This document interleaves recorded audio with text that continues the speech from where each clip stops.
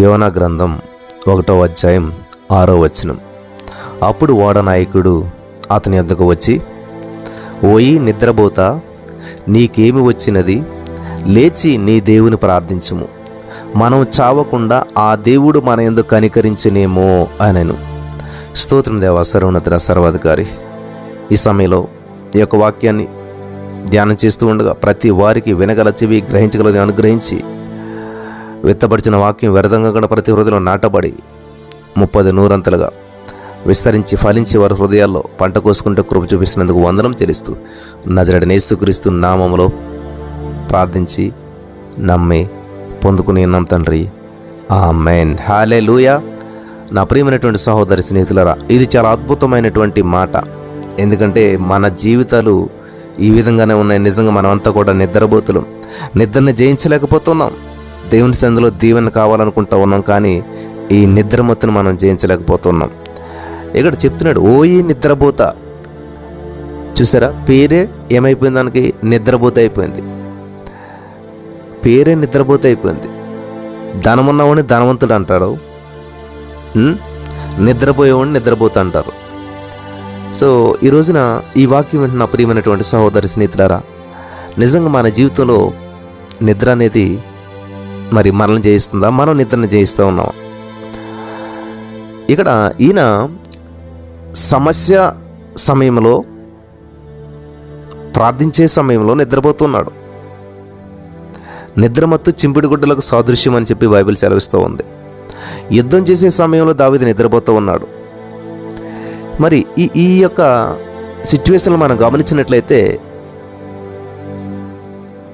ఎంతటి పరిణామాలకు దారితీసే చూస్తూ ఉన్నాం. యోనా ప్రార్థించవలసిన సమయంలో నిద్రపోయాడు కాబట్టి మరి ఎంతటి భయంకరమైన పరిస్థితులకు వెళ్ళాడు చూశారు కదా.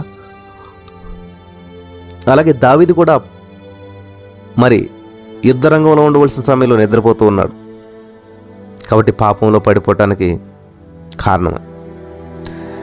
అందుకని ఇక్కడ చెప్తున్నాడు ఆయన ఏమని, ఒక అన్యుడు దేవుని తెలియనటువంటి వాడు, ఓయి నిద్రపోతా, నీకేమి వచ్చినది? నిద్ర వచ్చింది, ఏమొచ్చింది? లేచి నీ దేవుని ప్రార్థించము. ఇది నిజంగా స్ట్రైట్ ఫార్వర్డ్గా నీతో నాతో మాట్లాడుతున్నట్టు మాట.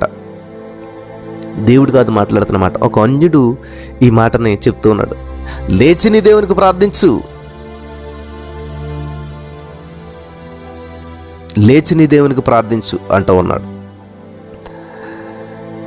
మనం చావకుండా ఆ దేవుడు మన యందు కనికరించునేమో. హల్లెలూయా. కాబట్టి లేచి ప్రార్థించేది ఎందుకు బ్రదర్? ఎంత 3:30కే ఎందుకు లేవాలి? ప్రతిరోజు ప్రభు సన్నిధి ఎందుకని? ఇంత ఎర్లీ మార్నింగ్ ఎందుకు లేవాలి? చీకటితోటే ఎందుకు లేవాలి? పెందలకాడే ఎందుకు లేవాలి? అంత ప్రొద్దుటే ఎందుకు లేవాలి అని చెప్పి చాలామంది ప్రశ్న వేస్తూ ఉన్నారు. ఇక్కడ చెప్తున్నాడు కదా, లేచి ఎప్పుడు? ఎర్లీగా లేవాలి, ఉదయమే లేవాలి, చీకటితోటే లేవాలి, పెందలకాడ లేవాలి. లేచి నీ దేవునికి ప్రార్థించు. ఆయన చెప్తున్నాడు, నీ దేవునికి నువ్వు ప్రార్థన చేసుకో అని ఒక అన్యుడు ఒక దేవుని బిడ్డకి ఇస్తున్నటువంటి సలహా. ఒక అన్యుడు దేవుని బిడ్డతో మాట్లాడుతున్నటువంటి మాట. కాబట్టి ఈరోజు నీ మాటలు వింటున్న నా ప్రియమైనటువంటి సహోదరి స్నేహితులారా, పరిశుద్ధాత్మ దేవుడు ఈరోజు నీతో నాతో మాట్లాడుతూ ఉన్నాడు. నిజంగా మనం ప్రార్థించే సమయంలో, ప్రతికూల పరిస్థితుల్లో, బంధకాల్లో సమయంలో దేవుడు చెప్పిన మాట వినకుండా మనం రాంగ్ వేలో వెళ్తున్నప్పుడు చేయవలసిందేంటి తెలుసా? ఇది ప్రార్థన చేయాలి. ప్రార్థించకుండా పడుకున్నంతరాన్ని సమస్యలు తీరుతాయి అనుకుంటారు చాలామంది. అస్సలు ప్రార్థన రావట్లేదండి, ప్రార్థించే మనసు రావట్లేదండి అంటుంటారు చాలామంది. దయచేసి గమనించాలి ప్రియులరా. ఓయే నిద్రపోతా అంటున్నాడు. ఇదే పిలుపు ఎంతమందికి మనకి సూట్ అవుతుందో మనకు తెలుసు. మనందరం నిద్రపోతులమే. మనందరం కూడా నిద్రను జయించలేకపోతూ ఉన్నాం. మనందరిని కూడా నిద్ర చేయిస్తూ ఉంది. జాగ్రత్త ప్రియులరా, ఖచ్చితంగా మనం జయించాల. ఓయే నిద్రపోతా, నీకేమి వచ్చింది? లేచి నీ దేవుని ప్రార్థించు, లేచి నీ దేవుని ప్రార్థించు, లేచి నీ దేవుని ప్రార్థించు.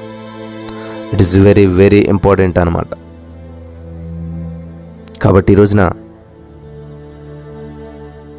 ఏదో ఒక రోజు ఫెయిల్ అయ్యామని చెప్పి సాతానుగాడు వచ్చి నీ మీద ఏం కూర్చోడు, కానీ ఖచ్చితంగా ఒక డిసైడ్మెంట్ చేసుకోవాలి. ఖచ్చితంగా దేవునితో ఒక నిబంధన చేసుకోవాలి. పరిస్థితులు ఎలాగున్నా సరే, ఎటువంటి పరిస్థితులు నీకు ఎదురైనా సరే, హల్లెలూయా, యోనా లాంటి సిచ్యువేషన్స్ మనకు ఎదురవుతూ ఉన్నాయి. ఏం చేస్తూ ఉన్నాం? మన కుటుంబ పరిస్థితులు బాగోలేదు, మన ఇంట్లో పరిస్థితులు బాగోలేదు, అయినా కూడా మనం లేవలేకపోతున్నాం, స్తుతించలేకపోతున్నాం, దేవుని సందులో గణపరచలేకపోతున్నాం.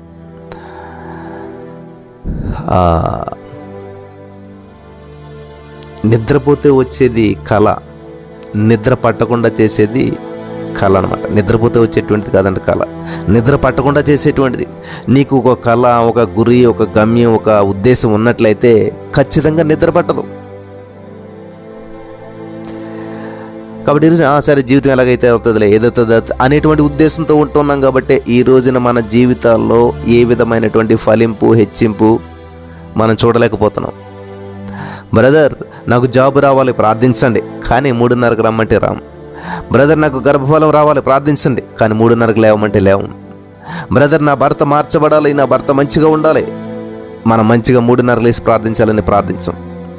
ప్రతిదీ అవసరం ఉంది, కానీ సమయానికి లేచి ప్రార్థించలేకపోతున్నాం. నీకే అవసరం ఉన్నా మొదట ఆయన రాజ్యాన్ని, నీతిని వెతకండి. మొదట మీరు ప్రూవ్ చేసుకోండి, ఎస్ నేను దేవుని ప్రేమిస్తున్నాను, ఖచ్చితంగా 3:30కు దేవుని సన్నిధిలో ఉంటాను అని చెప్పి డిసైడ్మెంట్ చేసుకోండి. నేను ప్రార్థిస్తాను, నేను ప్రభు సన్నిధిలో గడుపుతాను. అప్పుడు దేవుని యొక్క అద్భుతమైన కార్యాన్ని మనం చూడగలుగుతాం. ఇక్కడ ఒక అన్యుడు అంటున్నటువంటి మాట ఏంటి తెలుసా? ఓడ నాయకుడు అంటున్నటువంటి మాట ఏంటి తెలుసా? యోనా దేవుని ప్రవక్త, దేవుని మాట వింటున్నటువంటి వాడు, దేవునితో సహవాసం కలిగినటువంటి వాడు. కానీ చూడండి, ప్రార్థించే సమయంలో పడుకుంటే ఏమంటున్నాడు తెలుసా? ఓయి నిద్రపోతా, ఓయి నిద్రపోతా. కాబట్టి ఇది నీకు, నాకు, మనందరి హృదయాలను తాకేటువంటి మాట, మనల్ని గుచ్చుకునేటువంటి మాట. నిజంగా మనమంతా కూడా ఈ స్థితిలోనే ఉన్నాం, నిద్రపోతులుగానే ఉన్నాం, నిద్రలోనే ఉన్నాం. దేవుడు నీతో నాతో మాట్లాడుతున్నాడు ఈ రోజున. ఓ ఈ నిద్రపోతా, నీకేమొచ్చింది? లేచి ప్రార్థించు, లేచి ప్రార్థించు, లేచి ప్రార్థించు. ప్రభు సన్నిధిలో గడుపు, ప్రభుతో గడుపు. హల్లెలూయా, థ్యాంక్ యూ జీసస్. కాబట్టి ఈరోజున ఈ మాటలు నీకు, నాకు, మనందరికీ వర్తిస్తూ ఉన్నాయి.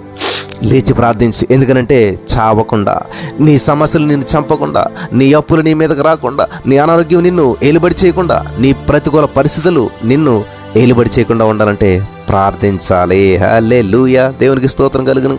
లేచి ప్రార్థిస్తే మనం ఏం చేస్తామంటే చావకుండా కనికరం పొందుతామంటుండే. దేవుని కనికరం మన మీద ఉండాలంటే లేచి ప్రార్థించాలి. దేవుని కటాక్షం మన మీద ఉండాలంటే లేచి ప్రార్థించాలి. దేవుడు చేసే అద్భుతం మన జీవితంలో జరగాలంటే లేచి ప్రార్థించాలి. ప్రతికూల పరిస్థితులు నీకు మరి చుట్టుముట్టినప్పుడు నువ్వు లేచి ప్రార్థించాలి.